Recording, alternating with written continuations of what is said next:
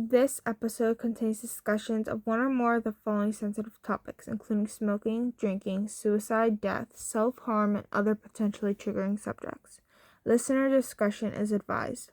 If you find these topics distressing, please prioritize your well-being and consider skipping this episode or listening with someone you trust. If you or someone you know is struggling, resources are available to help. Please don't hesitate to reach out for support. Welcome to Struggles in the Margins, the podcast where we embrace the messiness of life, our emotions, challenges, and personal projects, and find meaning in the in-between moments. I'm Natalia, and in each episode, we'll dive into the stories that shape us, the struggles that define us, and the experiences that can make or break us. This is a space for honesty, reflection, and connection, so grab a cup of coffee, settle in, and let's explore the harsh reality of life's margins together. Welcome everyone to another episode. I am so glad for you to be joining me. Okay. So today we are talking about today we're talking about a lot of... Let me rephrase this. Today we're exploring a deeply personal journey, what it feels like to retreat into shyness and isolation after losing someone special, and the courage it takes to find your way back out. So it's not as harsh as some of my other Thursday episodes, but it's a little harsher, and I thought it would be a better idea to include this in a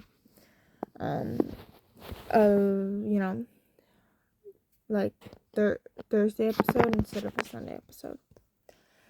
But it's such a real experience to me, which is why I wanted to share it a lot, and it's okay to feel this way. Like, there's no shame in this happening, and healing is a process.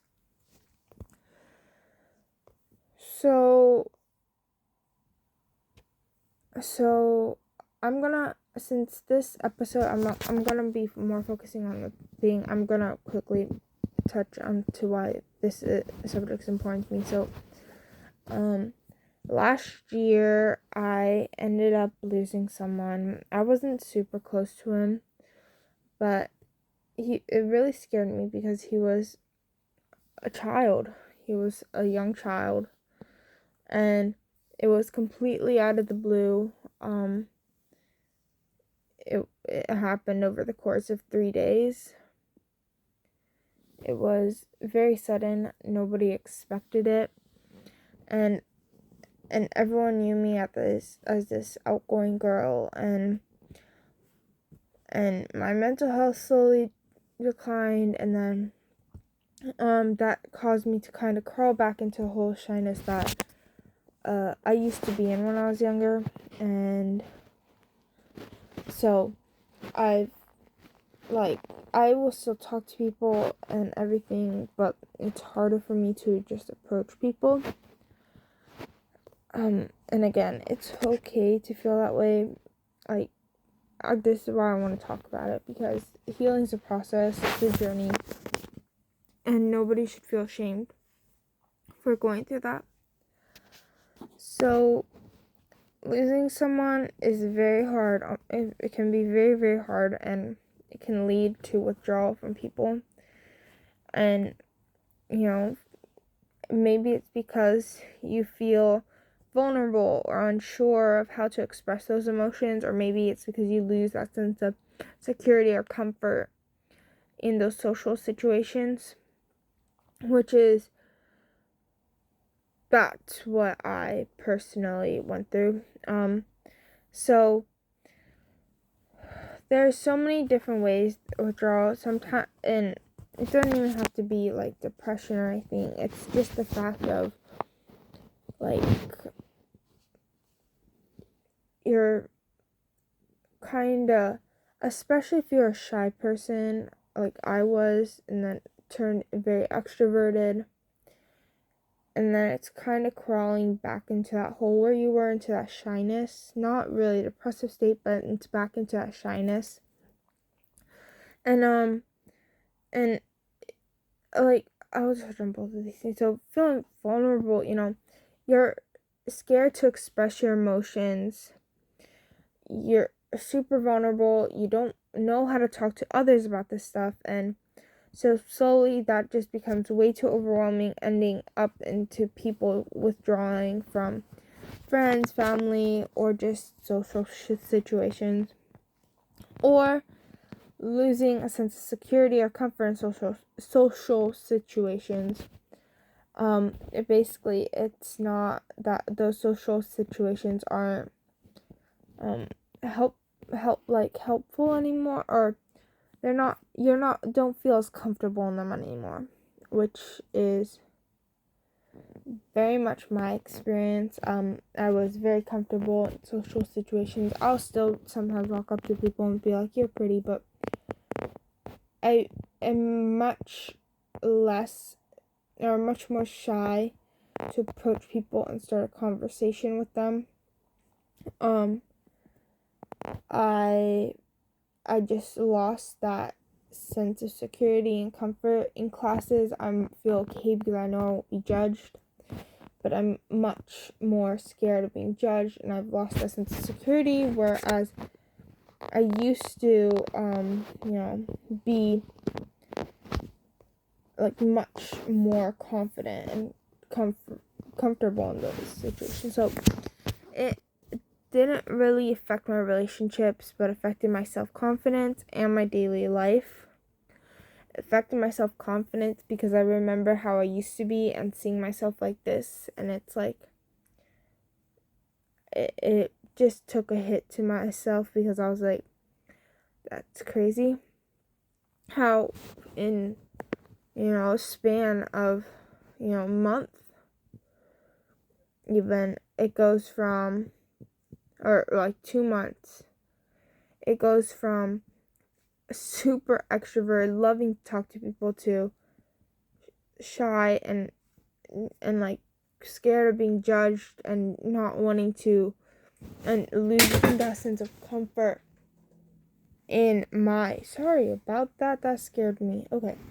Losing that sense of comfort in the social situations. And then it just affected my daily life, because it's not of my daily life, but it affected some of my life aspects, because it was harder for me to go walk up to people and whatever. So a lot of people choose isolation. And like I said, they crawl into that hole with isolation. So now there's pros and cons to that. The pros and cons, it's comforting, you feel safer, you don't have to be in social interaction. You're, like I said, that connects back to my first point of feeling vulnerable or unsure how to express your emotions, because you get into isolation mode, you avoid social interactions. That means you don't have to figure out how to express yourself. But also, that shyness can be like a shield against further pain, which is the biggest thing for me. It's a shield, so I don't get hurt more, and that was something that was really big for me. And that's like great and all, like it helps, and I do know what it feels like. It's comforting to you, or to people, because it just gives a weight lifted off the shoulders. But then on the downside to it, a weight is also a different weight to put onto the shoulders, because if you stay in that space too long, you can start feeling disconnected or even like stuck in that space that you don't know how to crawl back out, and you're missing out on that like support from others, especially if you feel very hard to lean on someone and use that shyness as a shield, but you're missing out on that support that could lead you hopefully further to help you. So while the isolation has its pros of, acting as a shield or making it feel safer to avoid those social interactions, it also has those cons of possibility of getting stuck in that isolation and just missing out on that support from others. So crawling back out of that hole. So I'm slowly working on, crawling back out of that hole. The next topic we're going to talk about in this episode is rebuilding that confidence. I'm still don't have that confidence that I used to have, but I'm starting to crawl out. I'm starting to take those first steps. You want to, like I said, you can start getting disconnected and stuck in that isolation, but you want to crawl out. And it doesn't have to be big steps at first. It can be those small steps. Saying yes to an invitation to a party. Or not even to a party. Saying yes to an invitation to see a friend. Engaging in those short conversations. Approaching someone, being like, hey, like help, and then start a conversation with them. Or just stepping outside that comfort zone. Even if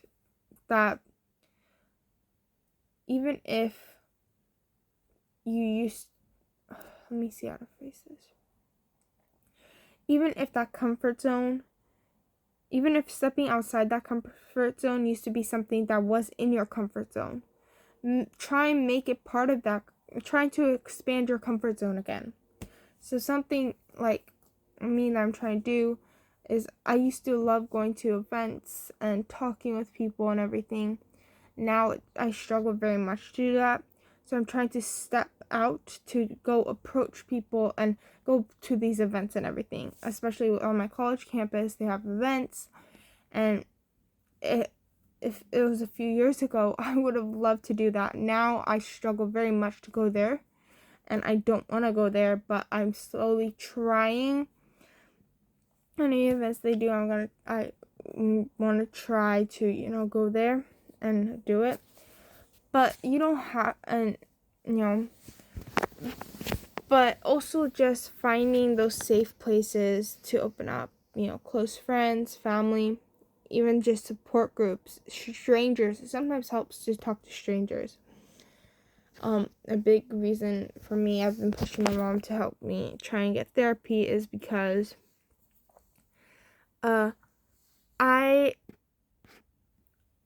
my mom had to go through a lot of the same stuff that I did, but definitely not as young as I did, but I don't want to add on to her, I struggle to talk to my mom. I struggle to talk to any of my friends or family because I don't want to add to their grief. I feel like I will add to their grief. So I'm pushing my mom to help me find therapists or something, because I would be much more able to open up to them, because I feel like they don't necessarily understand, or they don't have that already existing grief, and they didn't have to go through those events, but during this time, as you're taking those small steps, you need to be patient with yourself. You need to learn how to have compassion, and you're going to have setbacks. Some days are going to be great days, and you're going to be able to go step outside your comfort zone. You're going to be yes to every single invitation. You're going to get to go engage in those conversations. You might be even able to open up to your friends, family, support groups, whatever, but there's also going to be those days where you don't feel that motivation to do anything. You're going to have those setbacks while you take these small steps into the journey to relearn everything you used to be able to do. So even the small victories, even saying yes to one invitation, or just saying hi to one person, or stepping outside your comfort zone for even 5 minutes, celebrate that, because it's showing yourself, hey, I can do this. Maybe I can do it longer next time. Maybe I can say yes to 2 more invitations. Maybe I can engage in more conversations, or maybe I can step outside of my comfort zone for 2 hours, and so all that, you need to acknowledge those setbacks in yourself and be like, hey, I know I didn't do as well as I would like to. I apologize for the train. Anyways, I know that I did not do as well as I would have liked to today, but I know that I didn't talk to someone like I wanted to today, but it's okay because I'll try next time. Or say stepping out of your comfort zone for 5 minutes. Be like, hey, you did it. You stepped out of your comfort zone. It might have only been for 5 minutes, but that's okay. You stepped out of your comfort zone. I'm doing great today. And then obviously there's rebuilding that confidence, that connection. And I've slowly started to regain that sense of self. Maybe a little bit, not too much. I very much, for me, it's going back to talking to people. I've slowly started to, talk to people again,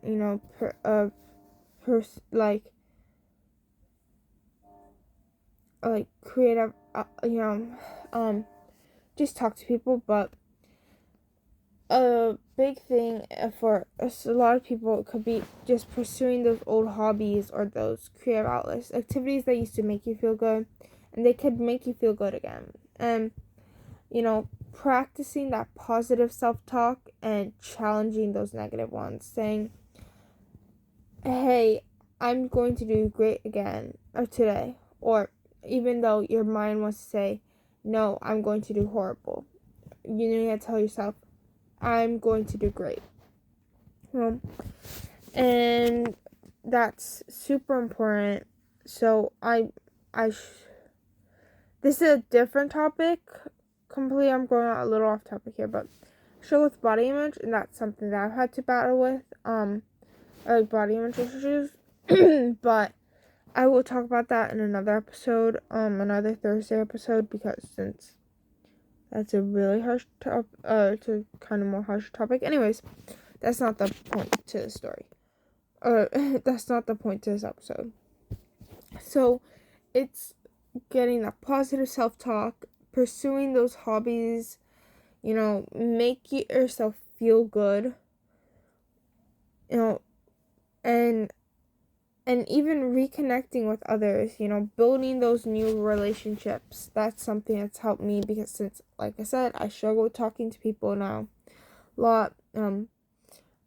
Talking a little bit with people, building relationships, with people, like getting to know someone helps me a lot, or even just deepening the existing ones, because it's like I continue to get to know the person better. And it doesn't really help me as much, but it can definitely help someone. I know some people like building those new relationships, deepening the existing ones you already have. Don't let those go to waste. And then what, like, lessons I learned, so,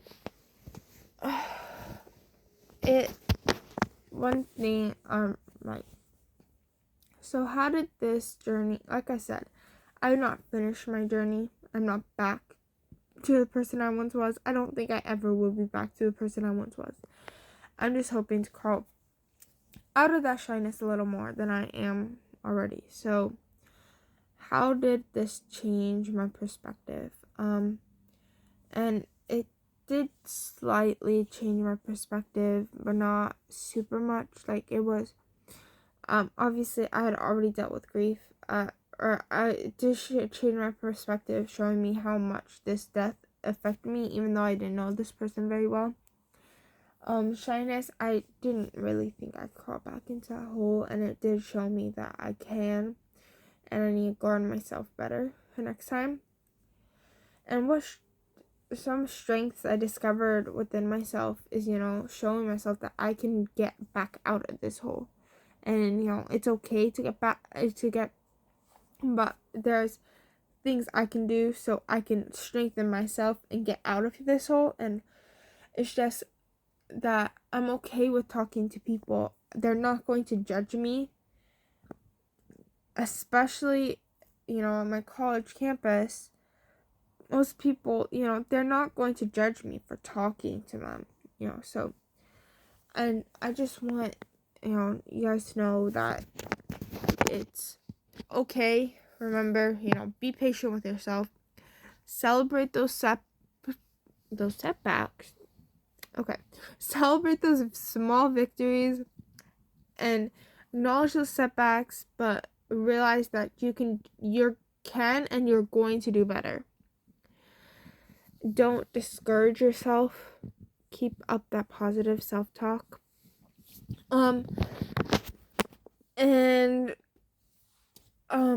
Of course, the comments are always open, so if you want to share your guys' stories, I welcome your comments, and I will gladly read them and respond to them, either in another episode or in the comments below. And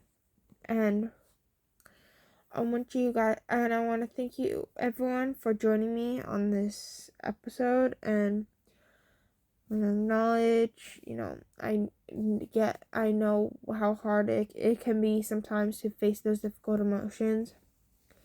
But even when it feels like you're stuck in the shadows, there's always a path forward. It might take time, but you have the strength to find your way back to the light. And next episode the next Thursday episode is about silent struggles. But yeah, anyways, I think that is it. Thank you for joining me on this episode of Struggles in the Margins. I hope today's conversation brought you some comfort, inspiration, or new perspective. If you enjoyed this episode, be sure to subscribe and leave a review. It helps more people find the show. And I'd love to hear from you. Share your thoughts, stories, or favorite books with me in the comments. All my socials are in the description or in my bio on my YouTube channel. Remember, the beauty of life is often found in the margins. Until next time, take care of yourself and keep finding meaning in the little things. Bye.